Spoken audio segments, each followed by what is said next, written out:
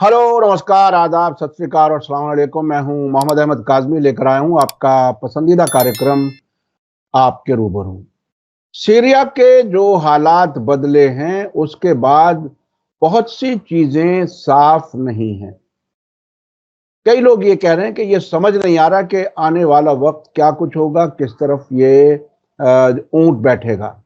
इसकी वजह बहुत साफ है कि रूस के बेसिस को टच नहीं किया गया, हमला नहीं किया गया है। हालांकि जो जौलानी और उनके साथी हैं, उनके बारे में ये बात कई तरह से साबित हो चुकी है कि वो इजराइल के और तुर्की के और अमेरिका के भेजे हुए हैं। और जो मुकद्दस मकामात हैं, उसके बारे में भी अभी कोई बड़ी कोई उनकी तरफ से कार्रवाई हुई हो, उसकी इत्तला नहीं है। कुछ अलग अलग किस्म की छोटी छोटी कुछ वीडियोज आ रही हैं, लेकिन उससे बहुत साफ सूरत हाल नहीं है। लेकिन एक बात तकरीबन तय नजर आ रही है कि मुल्क के टुकड़े टुकड़े शायद हो जाएं। तकरीबन 360 स्क्वायर किलोमीटर नई जमीन पर इजराइल ने कब्जा किया है। अमेरिका जिस तरह से रक्का और उसके आसपास के इलाके पर कब्जा किए बैठा है, देर जोर के आसपास वो कब्जा किए हुए बैठा है। तुर्की ने भी अपना कब्जा बाकायदा रखा है। 30 किलोमीटर तो उसने ऐलान किया हुआ था और उससे आगे बढ़कर के इदलिब तक भी उसके हाथ में था। तो बज़ाहिर ये लग रहा है कि मुल्क टूट रहा है, टुकड़े टुकड़े हो रहा है।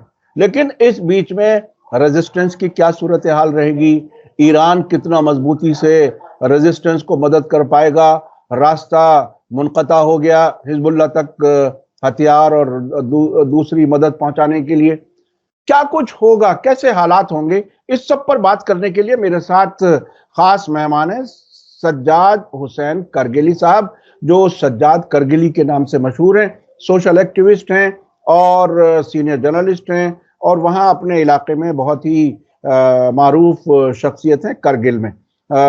एक लंबे अरसे तक ईरान के टेलीविज़न के लिए भी रिपोर्टिंग की है, और बहुत ही अभी पिछले दिनों करगिल और उस इलाके के मामलात पर यहाँ नई दिल्ली में सरकार से जो मुलाकात हुई थी, उसमें भी वो डेलीगेशन में शामिल थे। सज्जाद करगिली साहब, वेलकम है आपका मीडिया स्टार वर्ल्ड को, आपने वक्त दिया उसके लिए शुक्रिया। आप बताइए कि ये सीरिया की सूरत हाल, देखिए गजा के बाद लबनान, लबनान के बाद सीरिया, ये जिस तरह से जिस सीरीज से आगे बढ़ रहा है, उसे आप कैसे देख रहे हैं? बहुत बहुत शुक्रिया काज़मी साहब। आपके जो प्रोग्राम्स होते हैं काफ़ी मुफीद होते हैं लोगों के लिए, और ख़ासकर तूफ़ानुल अक़सा के बाद से लेकर अब तक मुसलसल आप तबसरे, तहलील, तज़्ज़िया आपकी इस चैनल पे देखने को मीडिया स्टार वर्ल्ड में हमें मिलते रहते हैं। बहुत अच्छा रहता है, ख़ासकर बहुत सईद नकवी साहब जैसी शख्सियत, रमेश मिश्रा साहब जो हैं, या फिर सईद रूहुल्लाह साहब, बहुत सारे लोग, डॉक्टर ज़फ़र इस्लाम खान, ऐसी शख्सियत को सुनने का, देखने का मौका मिलता है। जहाँ तक सीरिया का ताल्लुक है, अभी हम देखते हैं कि एक जो गजा में और लबनान के अंदर जो एक इजराइल का इन्वेजन जारी था, एक हमला जारी था, उसके बाद से लेकर अब एक नया ट्विस्ट सामने आया है कि जो सीरिया में अटैक होता है, और सीरिया में हमला होने के बाद हम देखते हैं कि मुसलसल एक ग्रुप सीरिया को 10 दिन के अंदर टेक ओवर करता है, बशार अल असद वहां से फरार होते हैं। उसके बाद इजराइल का हमला होता है, तकरीबन 80 के करीब इजराइल ने हमले किए हैं उस पूरे एरिया में, उससे ज्यादा, और एक वसी अरीज इलाके को उन्होंने अपने कंट्रोल में भी ले लिया है। दूसरी तरफ अमेरिका अपने पैर जमा रहा है। हम देख रहे हैं तुर्की के अपने मकासिद हैं, अहदाफ हैं सीरिया को लेकर के। तो ऐसे में ये जो सवाल उठता है कि रेजिस्टेंस का क्या होगा, रेजिस्टेंस बाकी रहेगी नहीं रहेगी, हिजबुल्लाह, हमास, फलस्तीन कॉकाज और जुलानी का फ्यूचर में क्या ये इनका स्टैंड रहेगा टुवर्ड्स पैलेस्टाइन, और फिर ये जो पूरा इस वक्त ये एक जिसे एक ब्रेस्ट रिवॉल्यूशन का नाम दिया जाता है, जबकि मुझे एक बहुत बड़ा मजाक से कम नहीं लगता, ये रिवॉल्यूशन कहना बहुत दूर की बात है। तो ऐसे में یہ بہت پیچیدہ ایک مسئلہ بن چکا ہے، خاص کر سیریا کا ایشو، چونکہ ہم دیکھتے ہیں کہ جولانی وہ شخص جو النصرہ سے تعلق رکھتا تھا، جو ISIS کا بندہ تھا، جس کے اوپر جو ہے امریکہ نے جو ہے جس کے سر پہ انعام رکھا تھا، آج ہم دیکھتے ہیں کہ CNN کے اندر بیٹھ کر کے وہ انٹرویوز دے رہا ہے، اور اس نے اپنا شیپ بھی نقشہ بھی جو ہے وہ تبدیل کیا ہے، داڑھی چھوٹی کر دی ہے، پینٹ شرٹ پہن رہے ہیں، جس طرح زیلنسکی نے سوٹ پہنا ہے ویسا ہی ایک سوٹ ان کو بھی ملا ہے۔ تو یہ ایک دیکھتے ہیں کہ یہ ایک تبدیلی کی طرف یہ جا رہے ہیں، اور وہ بہت خوبصورت، میں اس کی تشبیہ کروں گا کہ جیسے شوگر کے مریض کو حلوہ کھلایا جا رہا ہے، یہ بتانے کی کوشش کی جا رہی ہے کہ ہم آپ کی خدمت کر رہے ہیں، دراصل وہ زہر دیا جا رہا ہے۔ یہی چیز ریزسٹنس کے خلاف جولانی کی شکل میں کرنے کی کوشش کی جا رہی ہے۔ اب جو لگتا ہے کہ یہ جو ریزسٹنس اتنے سالوں سے کنٹینیو رہا، یعنی پچھلے 70-75 سالوں سے، جب سے اسرائیل وجود میں آیا اور اسرائیل کا یہ جو ایلیجیٹمیٹ رجیم جو ہے وہ سامنے آئی، تب سے لے کر اب تک فلسطین میں جدوجہد ہو رہی ہے۔ ایسا نہیں ہے کہ جب بشار الاسد آئے تبھی فلسطین میں مزاحمت ہوئی، یا پھر فلسطین میں مزاحمت جو ہے وہ تقریباً 10-20 سال یا اسلامک ریولیوشن کے بعد سے فلسطین میں ریزسٹنس شروع ہوا۔ ایسا بالکل نہیں ہے۔ یہ بات صحیح ہے کہ اسلامی انقلاب کے بعد فلسطینی جدوجہد کو ایک نہج مل گیا، ایک راستہ مل گیا، اس کو ایک قوت مل گئی، لیکن فلسطین کی جدوجہد جو ہے وہ 1950 کی دہائی سے 47 سے ہی جو ہے وہ تقریباً شروع ہے اور آج تک کنٹینیو ہے۔ ہاں، ادوار بدل گئے، اس کے طریقے بدل گئے، لیکن ریزسٹنس اپنی جگہ پہ جاری ہے۔ تو میرا یہ خیال ہے کہ ایسا بالکل نہیں ہو سکتا ہے کہ جو ریزسٹنٹ فرنٹ ہے اس نے یہ نہ سوچا ہوگا کہ بشار الاسد جائیں گے تو ریزسٹنس کا کیا ہوگا۔ تو مجھے لگتا ہے کہ انہوں نے ضرور اس پر غور و خوض پہلے سے ہی کیا ہوگا، حزب اللہ نے بھی اور پھر حماس نے بھی، کہ کس طریقے سے یا جہاد اسلامی جو بھی فلسطینی جو مقاومتی محاذ ہے اس نے یہ ضرور سوچا ہوگا کہ بشار الاسد کے بعد اس ریزسٹنس کو کیسے کنٹینیو کیا جائے گا۔ اور جیسے کہ خود آیت اللہ خامنئی نے جو مقام معظم رہبری ہیں ایران کے اور جو مقاومتی محاذ کے لیڈر ہیں، انہوں نے بھی یہ کہا ہے کہ ریزسٹنس کنٹینیو رہے گی، بھلے ہی سیریا کے اندر جو حالات ہوئے ہیں، لیکن یہ جو ریزسٹنس ہے وہ جاری رہے گی۔ اب بدقسمتی یہ ہے کہ بہت سارے لوگ مس لیڈ ہوئے ہیں۔ اگر تاریخ کی طرف تاریخ کے اوراق پلٹا کے دیکھیں تو ہمیں نظر آئے گا ایک جنگ صفین میں ہوئی تھی، اور بالکل وہ اسی جنگ کا ایک نقشہ ہمیں ادھر نظر آ رہا ہے۔ یہاں تک کہ ایک سیریا کے جو ایک آرٹسٹ ہیں عباس النوری، انہوں نے ایک خوبصورت جملہ کہا ہے کہ میں نے اپنی زندگی میں ایسا دور نہیں دیکھا کہ جہاں لوگ جو ہے اپنی زمینوں کے اوپر، اسرائیل کے قبضے کے اوپر اور اپنے ملک کو تقسیم ہونے کے اوپر، اپنے جو وہاں کلچر کو، ٹریڈیشنز کو، مہیلاؤں پہ اور پھر مائنورٹیز پہ ظلم و زیادتیوں کے خلاف سیلیبریٹ کیا ہوگا، اور اسے ایک ریولیوشن سے تعبیر کر کے اپنے ہی تباہی کا انہوں نے جشن منایا ہوگا۔ تو ایسا دور میں نے اپنی زندگی میں، عباس النوری کہتے ہیں، میں نے کبھی نہیں دیکھا ہے۔ تو یہ اپنی جگہ بات صحیح ہے کہ اس وقت یہ جو سیریا کے اندر ایک بہت بڑا طبقہ بے بصیرتی کا شکار ہوا ہے، اور عرب خطے کے اندر جو ایک بے بصیرتی دکھائی ہے، میکسیمم میجورٹی جو عرب دیشوں نے، وہ قابل افسوس ہے۔ لیکن جیسا کہ یہ بات بھی سچ ہے کہ جو مقاومت ہے وہ اپنی جگہ قائم ہے، اپنی جگہ کھڑی ہے، اور ہم دیکھتے ہیں کہ جیسے ایک چیز ہمیں دیکھنا پڑے گا کہ جیسے حما کے اندر جو ایکسس آف ریزسٹنس کو ایک سپورٹ حما کے تھرو ملتا تھا، یعنی اسرائیل کے خلاف غزہ کے لیے یا حزب اللہ کے لیے، تو ظاہر سی بات ہے اس کا نقصان ضرور ہوا ہے، لیکن ایسا بالکل نہیں ہے کہ پچھلے 20-40 سالوں میں ریزسٹنس نے یہ متبادل نہ سوچا ہو کہ بشار الاسد کے جانے کے بعد रेजिस्टेंस को कैसे, जो सपोर्ट है वो कैसे कंटिन्यू किया जाएगा। तो रेजिस्टेंस अपनी जगह कंटिन्यू रहेगी, और जिस तरह शेख नईम कासिम ने भी अपनी स्पीच में कहा है कि ये रेजिस्टेंस और भी मजबूत होगी और मजबूत तरीके से अपनी जो जद्दोजहद है वो कंटिन्यू रखेगी। सज्जाद साहब, एक बड़ी तब्दीली जो एक तरह से अगर उस नक्शे को सामने रख करके देखा जाए तो ये एक बड़ी तब्दीली है कि जिस तरह से जीसीसी मुल्क, सऊदी अरब और उसके साथ जो गल्फ कोऑपरेशन काउंसिल वाले मुल्क हैं, जिस नजरिए के साथ वो इजराइल को सपोर्ट करते हुए अब तक नजर आए, उसी तरह से इस वक्त की जो सीरिया में जैसी भी हुकूमत है, उसे हुकूमत कहें या ना कहें, अभी तो ये भी समझना पड़ेगा, जो हुकूमत है वो इजराइल के साथ उसी तरह से कदम ब कदम उनके साथ खड़ी है। अब वो इस बात पर जश्न मना रहे हैं, बल्कि अब इजराइल से दबे लफ्जों में कह रहे हैं कि अब तो यहाँ हिजबुल्लाह और ईरान नहीं है, अब आप क्यों हमले कर रहे हैं। तो वो इस हालत में वो आ चुके, वो मजबूत आवाज से एतराज भी नहीं कर रहे, जिससे जैसा कि हम बहुत लोग समझ रहे हैं कि वो चूंकि उसी प्रोजेक्ट का हिस्सा हैं। तो एक बड़ा नुकसान तो ईरान के उस नजरियाती महाज को लगा है, ये इसके बारे में आपका क्या कहना है? देखिए, जैसे कि रहबर इनकलाब इस्लामी हजरत आयतुल्लाह खामेनी साहब ने कहा है कि जैसे सैयद हसन नसरुल्लाह का जो रास्ता है या याह्या सनवार का रास्ता है वो कंटिन्यू रहेगा, वो रूह बनकर लोगों के दिल और दिमाग में एक नजरिया बनकर, एक मकतब बनकर वो उनके दिल और दिमाग में दौड़ेंगे, और ये रेजिस्टेंस कवी तर होगा।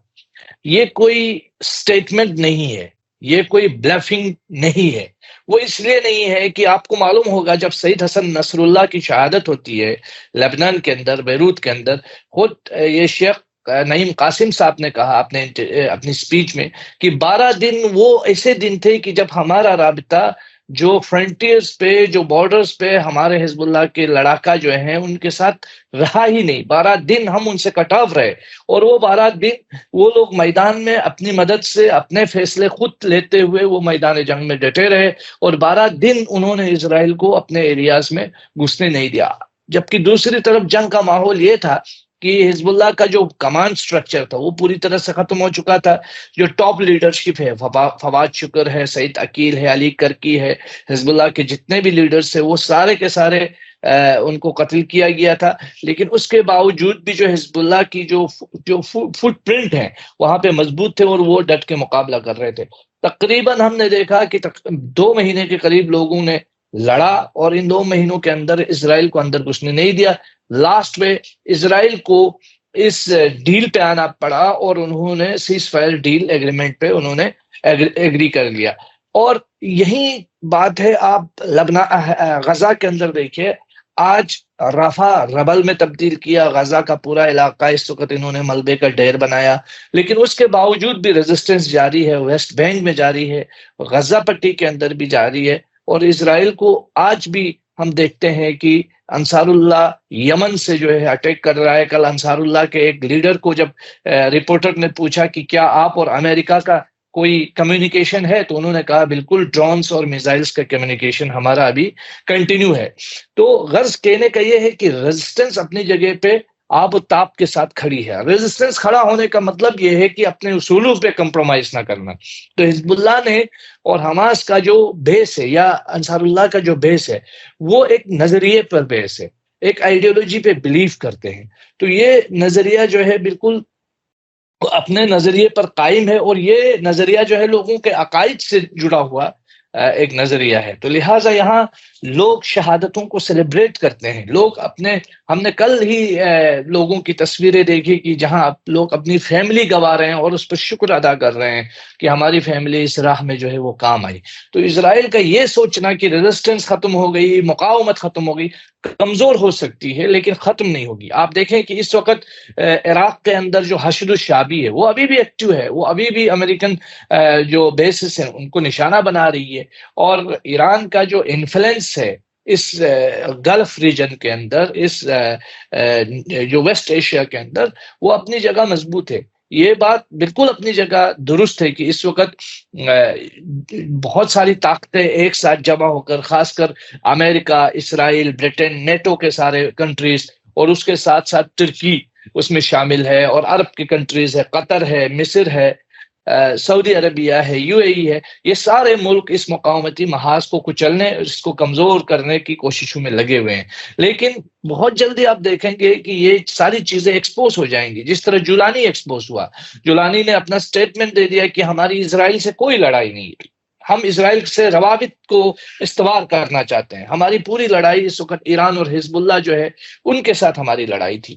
اور اب یہی چیز جو ہے اب سیریا کے اندر آپ دیکھیں گے کہ سیریا ایک کنٹری جہاں بشار الاسد رول کرتے تھے، اور یہ بات اپنی جگہ بالکل درست ہے، بہت سارے پرابلمز بشار الاسد کے دور میں بھی رہیں، لوگوں کو کافی مشکلات کا سامنا کرنا پڑا، اور بشار الاسد کوئی ڈیموکریٹکلی الیکٹڈ لیڈر تو تھے نہیں، وہ بھی ایک ڈکٹیٹر ہی تھے، لیکن اس کے جانے کے بعد جو حکومت آئی ہے وہ اس سے بدتر ہے، یہ لوگوں کو انڈرسٹینڈ کرنا پڑے گا۔ اور بشار الاسد کے ایگزٹ نے اسرائیل کی انٹری کا ایک موقع فراہم کیا، اور آج ہم دیکھتے ہیں کہ جو سیریا کے اندر بہت بڑا لوگوں کو کرائسس ہے، اور اس کرائسس سے ابھرنے میں کافی ٹائم لگے گا، اور ہم دیکھتے ہیں کہ اس جولانی کے اس گروپ کے خلاف بھی لوگوں میں غصہ ہے، اور اب نعرے لگ رہے ہیں ارحل ارحل یا جولانی یا صہیونی۔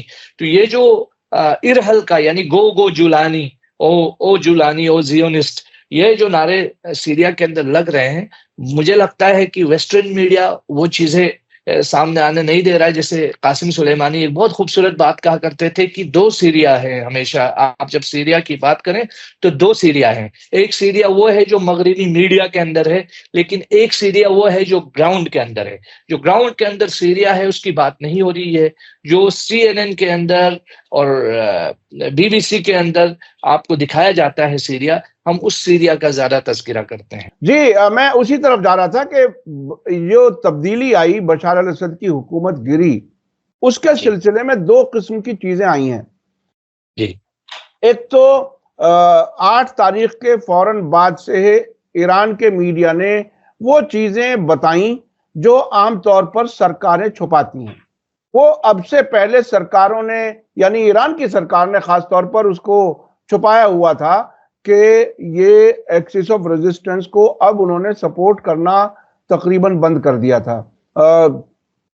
سعودی عرب اور یو اے ای کے ٹریپ میں آ چکے تھے، ایسا لگا کہ اسرائیل اور امریکہ نے ان کو آگے کر کے ان کو عرب لیگ میں لیا، ایران کے خلاف ایک ریزولوشن پر بھی دستخط لے لیے، اور اس کے بعد وہاں سے ہم نے بعد میں جو خبریں آئیں کہ حوثی انصار اللہ کا دفتر وہاں سے بند کیا گیا، حزب اللہ اور القدس کو سینسٹیو جگہوں سے جو ڈپلوائمنٹ تھا انہیں ہٹا دیا گیا۔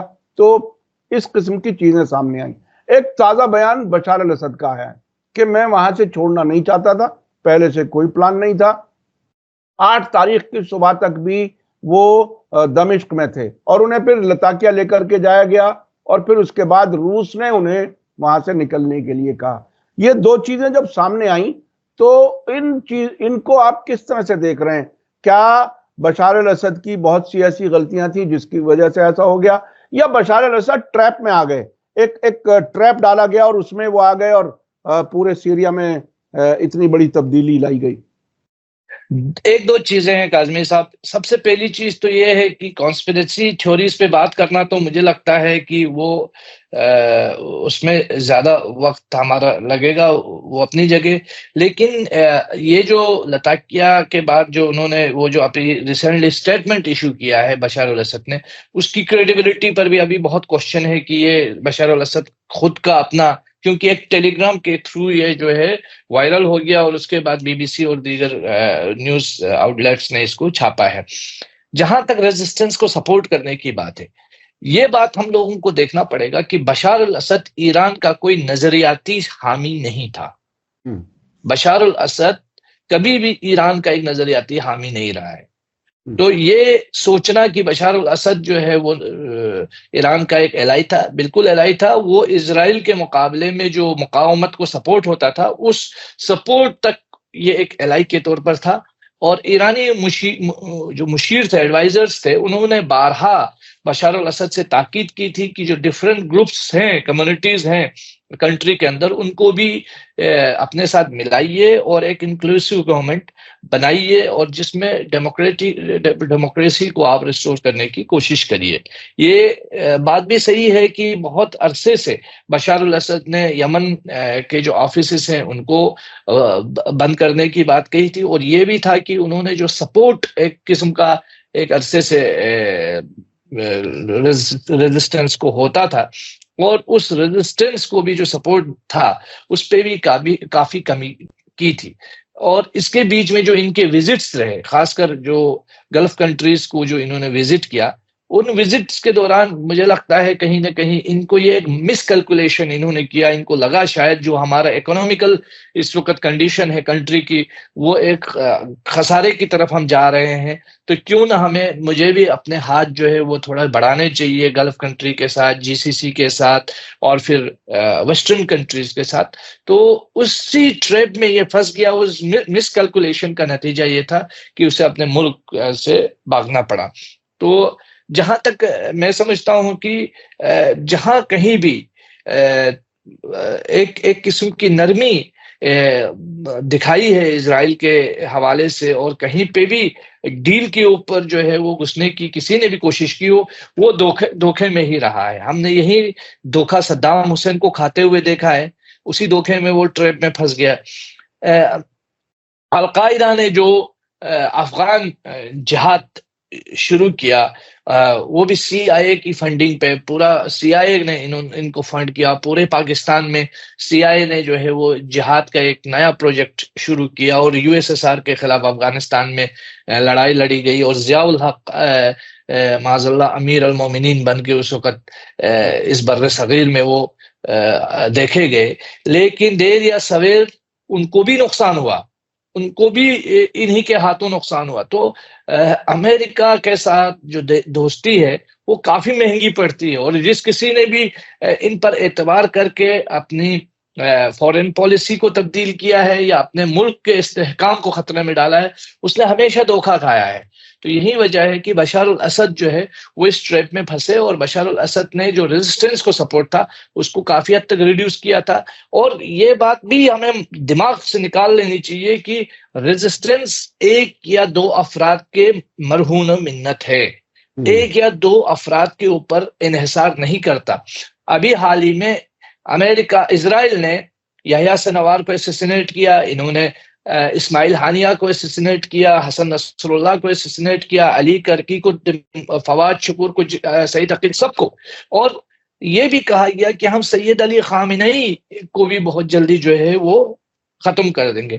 تو خدا نخواستہ اگر یہ چیز بھی ہوتی ہے کہ سید علی خامنئی بھی اگر دنیا سے چلے جاتے ہیں، تو لوگوں کو یہ دماغ میں رکھنا پڑے گا ریزسٹنس پھر بھی ختم نہیں ہوگا، کیونکہ ریزسٹنس ایک نظریے کا نام ہے۔ ہمیں یاد کرنا پڑے گا جب کیوبا کے اندر ارنسٹو چے گیورا تھے، ان کی جو شہادت ہوئی، سی آئی اے نے انہیں مار دیا، تو کیا ریزسٹنس ختم ہوا؟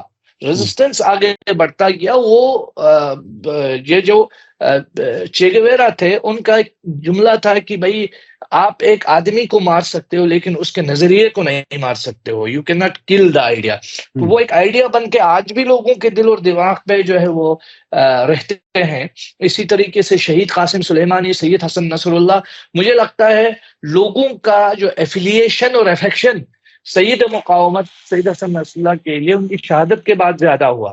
ان کی شہادت سے پہلے مجھے لگتا ہے لوگوں کا اتنا ایفیلیشن مضبوط نہیں تھا جتنا ان کی شہادت کے بعد ان کے بارے میں جو چیزیں سامنے آ رہی ہیں، یا ان سے جو ایک جذباتی یا ایمانی لگاؤ لوگوں کا ہوا ہے، وہ زیادہ مضبوط ہوا ہے۔ آپ نے ساؤتھ امریکہ کا ذکر کیا، پچھلے دنوں وینیزویلا کاراکاس میں بہت بڑی کانفرنس ہوئی ہے فلسطین کے سلسلے میں۔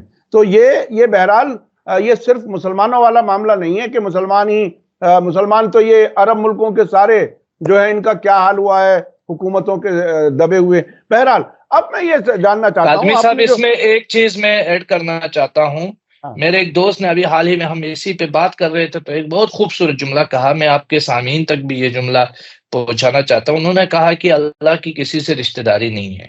اگر ہم یہ سمجھتے ہیں کہ ہم رشتہ دار ہیں تو یہ ہم بہت بڑی غلط فہمی میں ہیں. جو جتنی مقاومت کرے گا اس کو اتنا ہی سپورٹ ملے گا، جو جتنی مزاحمت کرے گا اس کو اتنا ہی سپورٹ ملے گا، چاہے آدمی وینیزویلا میں بیٹھا ہو، کیوبا میں بیٹھا ہو، تہران میں بیٹھا ہو، لبنان میں بیٹھا ہو، یا صنعا کے اندر موجود ہو.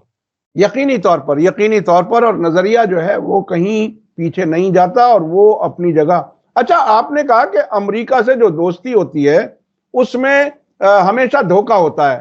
اب یہ بتائیے، وہ مجھے یاد آ رہا ہے شعلے فلم کا، اب کیا ہوگا تیرا، کیا تھا وہ، کالیا. تو اب رجب طیب اردغان کا کیا ہوگا؟ یہ ایک بڑا سوال ہے. رجب طیب اردغان دیکھیے ایک بہت ان کی پالیٹکس ڈیفرنٹ رہی ہے بالکل. ایک ایسے ہپوکریٹ انسان ہے پورے اس عرب خطے کے اندر کہ جو غزہ کے لبریشن کی بات کرتے ہیں لیکن سپورٹ اسرائیل کو کرتے ہیں، اکنامک ٹائز اسرائیل کے ساتھ رکھتے ہیں، تیل گیس سارا لین دین اسرائیل کے ساتھ ہے. اور بدقسمتی یہ ہے کہ مسلمانوں کا ایک بہت بڑا طبقہ رجب طیب اردغان کو ارطغرل غازی کی طرح پریزنٹ کرتے ہیں، یعنی سلطان رجب طیب اردغان. تو اتنا بڑا ہپوکریٹ تو بن سلمان بھی نہیں ہے جتنا بڑا ہپوکریٹ رجب طیب اردغان ہے. جو حملہ اسرائیل نے ان مہینوں میں غزہ کے اوپر کیا ہے اور یہ رفح کے اندر کیا ہے، لبنان کے اندر کیا ہے، وہ ایک ڈائریکٹ حملہ تھا. ہم بھی جانتے ہیں، دشمن بھی جانتا ہے، اور ہر کوئی جانتا ہے کہ یہ اسرائیل کر رہا ہے، اسرائیل کا حملہ ہے. لیکن رجب طیب اردغان نے ایسا حملہ کیا دوست بن کر، حامی بن کر، سپورٹر بن کر، جو تاریخ میں جس کی مثالیں بہت کم ہی ملتی ہے. آپ کو میں نے ایک ہنٹ دے دی صفین کی. میں ریکویسٹ کروں گا کہ آپ کے سامعین صفین کے بارے میں تھوڑا پڑھیں تو ساری کہانی جو ہے سامنے آئے گی. جس میں جمعے کی نماز بدھ کے دن پڑھائی گئی اور نہیں، قرآن کو نیزے پہ رکھا گیا اور کہا گیا لا حکم الا للہ کا نعرہ بلند ہو گیا، جس پر حضرت علی علیہ السلام نے فرمایا کہ کلمۃ حق یراد بہا الباطل. تو یہ وہ سارا چیپٹر ہے، اس کو پڑھنے کی ضرورت ہے. یہی چیپٹر ریپیٹ ہوا ہے یہاں پہ، اور کہانی کچھ بھی نہیں ہے. اور وہاں پہ جو امر آس کا جو رول ہے وہ رجب طیب اردغان نے نبھایا ہے. حالانکہ کچھ لوگ جب جنگ صفین کی بات کرتے ہیں تو ذرا کم معلومات والے لوگ اسے سنی اور شیعہ والے اختلافات کی طرح سے دیکھتے ہیں. وہ اس طرح سے نہیں ہے، یہ اسلامی تاریخ ہے اور اسے سمجھنے کی ضرورت ہے. یہ ہسٹری ہے جی، بالکل ہسٹری ہے اور اس پر نظر رکھنے کی ضرورت ہے. جو لوگ ہسٹری پر نظر نہیں رکھتے، اس سے نظریں چراتے ہیں، وہ بار بار غلطیاں کرتے ہیں حالات کو سمجھنے کی. اچھا، اب یہ بتائیے کہ غزہ اور لبنان میں اتنے ناکامیوں کے بعد جب یہ سیریا میں پہنچے، بظاہر ایسا لگ رہا ہے کہ سیریا میں اسرائیل کی بڑی کامیابی ہے. آپ کو یہ کیا لگتا ہے کہ یہ کامیابی کتنے دن انجوائے کر سکیں گے؟ کیا کچھ ہوگا؟ یہ 360 کلومیٹر زمین اور چلی گئی جو غزہ میں یا کہیں اور ہے، تو یہ اس طرف اگر اسرائیل بڑھ گیا، وہ جو گریٹر اسرائیل کا جو نقشہ دکھاتے ہیں نتن یاہو، کیا اس کی طرف واقعاً بڑھ رہے ہیں یا رکاوٹیں ابھی بہت ہیں؟ کاظمی صاحب، ایک دو چیزیں بولوں گا. کہ سب سے پہلے تو جو آپ نے کہا کہ یہ جو شیعہ سنی اینگل پہ جو لڑائی ہو رہی ہے، اور اس کو ویسٹ نے اور خاص کر اسرائیل نے بہت پروجیکٹ کیا. جب انہوں نے کہا کہ یہ شیعہ کریسنٹ ہلال تشیع طلوع ہو رہا ہے، اور انہوں نے یہ باضابطہ تھیوری دی جس پر سنی ورلڈ کے اندر ایک بہت بڑے طبقے کو انہوں نے مس لیڈ کرتے ہوئے شیعہ سنی فسادات کو انہوں نے اٹھانے کی کوشش کی. تو میں سمجھتا ہوں کہ شیعوں نے خاص کر فلسطین کے لیے، جہاں کوئی شیعہ نہیں رہتا، اتنی قربانی دی ہے کہ اپنی لیڈرشپ کو، اپنے کمانڈ سٹرکچر کو، سب کو انہوں نے قربان کر دیا. تو یہ شیعہ سنی کا تو تنازع دور دور تک بھی نہیں ہے. اور اگر کوئی اس کو اس رنگ میں ڈال دیتا ہے، یا تو وہ نادان ہے، جانتا نہیں ہے چیزوں کو، یا تو دشمن کا استعمار کا آدمی ہے، وہ ڈیلیبریٹلی یہ چیزیں کر رہا ہے. کیونکہ ایک فکر اور سوچ بوجھ رکھنے والا شخص کبھی یہ چیز کرے گا نہیں. ہم. دوسری اہم بات آپ نے جو کہی کہ اسرائیل کے سیریا میں قابض ہونے کے بعد کیا جو گریٹر اسرائیل کا خواب شرمندہ تعبیر ہوگا؟ بالکل نہیں ہوگا. جو سیریا کے اندر ریزسٹنس تھی، سیریا صرف ایک سپورٹ بیس تھا ریزسٹنس کا، ایک راستہ جاتا تھا ریزسٹنس کے لیے سپورٹ کا سیریا کے تھرو، لیکن خود سیریا کی طرف سے کوئی اتنی بڑی ریزسٹنس نہیں ہوئی آج تک. لیکن اس قبضے کے بعد اب یہ مجھے لگتا ہے، میرا یہ خیال ہے کہ ود ان سیریا سے لوگ ریزسٹ کرنا شروع کریں گے، اور یہ ریزسٹنس گلے کی ہڈی بنے گی اسرائیل کے لیے بھی اور تمام ان عرب خطے میں بسنے والے ان تمام جو پرو اسرائیل طاقتوں کے لیے اور بالخصوص امریکہ کے لیے. اور یہ جو ریزسٹنس تھا، آپ کو ریزسٹنس نظر آیا عراق کے اندر جہاں حشد الشعبی ہے، اور آپ کو ریزسٹنس نظر آتا ہے لبنان اور غزہ کے اندر اور پھر یمن کے اندر. لیکن سیریا میں ایس سچ کوئی مضبوط اپنی ریزسٹنس مومنٹ نہیں تھی. لیکن اس حملے کے بعد سیریا کے لوگ بھی جو ہے ریزسٹنس کی طرف مائل ہوں گے، اور بہت جلدی وہ جو ہے سپورٹرز ہیں اسرائیل نواز جو طاقتیں ہیں ان کو وہاں سے نکالنے کی کوشش کریں گے، اور خود اسرائیل کے لیے بھی وہ گلے کی ہڈی بنیں گے. تو اسرائیل کا یہ موو ایک ایسا موو ہے جیسے کہ میں اس کو تعبیر کروں گا کہ جب امریکنز نے عراق کے اندر حملہ کیا تو وہ ایک دلدل تھا، اس دلدل میں امریکہ پھنس گیا. افغانستان ایک دلدل تھا، اس میں پھنسا، اور امریکہ کو بالکل شرمندگی کے ساتھ، بہت ہیوملیشن کے ساتھ وہاں بھاگنا پڑا. بالکل اسی طریقے سے اسرائیل کو بھی سیریا کے ان علاقوں کو اور فلسطین کے ان علاقوں کو بھی خالی کرنا پڑے گا. دیر یا سویر قربانیاں ہوں گی، ظاہر سی بات ہے، زحمتیں ہوں گی، ریزسٹنس ہوگا، تبھی یہ ساری چیزیں ممکن ہو پائے گی، اور ریزسٹنس اس سے مزید مضبوط ہوگا، بڑھے گا. جی بہت بہت شکریہ، بہت بہت شکریہ سجاد کارگلی صاحب، آپ نے ہمیں وقت دیا اور بہت ہی گہرائی سے آپ نے کئی باتیں رکھی، خاص طور پر یہ کہ خود سیریا میں ریزسٹنس اور مضبوط ہوگا جو اب سے پہلے نہیں تھا. یعنی ایک طرح سے اسرائیل کے اگینسٹ ہی وہ جائے گا. جو یہ ایک طرح سے اس وقت سیلیبریشن ہے وہ وہاں کے عوام کا سیلیبریشن بھی بہت جلدی ختم ہوگا، اور اسرائیل جو اپنی بڑی کامیابی سمجھ رہا ہے شاید اس کو بھی پھر سے ایک شرمندگی اور نقصان اٹھانا پڑے گا. ریزسٹنس مضبوط ہوگا، یہ آنے والا وقت بتائے گا. ایران کے لیڈر بھی آیت اللہ خامنہئی بھی اس بات کو بار بار کہہ رہے ہیں کہ ریزسٹنس کمزور ہونے والا نہیں ہے، ریزسٹنس اور مضبوط ہوگا. آنے والا وقت کیا دکھائے گا، کیسے حالات ہوں گے، ہم آپ کو اپڈیٹ کرنے کی کوشش کرتے رہیں گے.